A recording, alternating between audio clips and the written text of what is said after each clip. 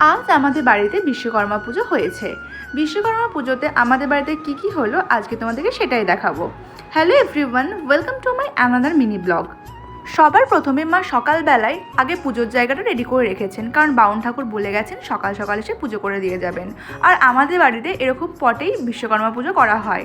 এইদিকে নৈবেদ্য সাজিয়ে রাখা হয়েছে পুজোর জন্য, নারকেল, দুধ, কলা, ঘট, ফুল সমস্ত কিছু সাজিয়ে ভালোভাবে গুছিয়ে রেখেছে। এরপর বাউন ঠাকুর এসে পুজোটা করেছেন। এইদিকে বাউন ঠাকুর পুজো শুরু করে দিয়েছেন। বিশ্বকর্মা পুজো যেহেতু হচ্ছে, তো গাড়ি পুজো হবে না সেটা কি আবার হয়? ওই জন্য এইদিকে গাড়ি পুজো করা হচ্ছে।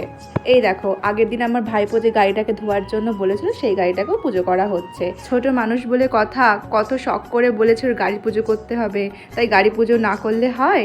এই দেখো, সবার শেষে নারকেল ফাটিয়ে নারকেলের জল গাড়িতে দিয়ে পুজো সমাপ্ত হয়েছে। তো এই ছিল আজকে আমার মিনি ব্লগটি। কেমন লাগলো অবশ্যই কমেন্টে জানিও।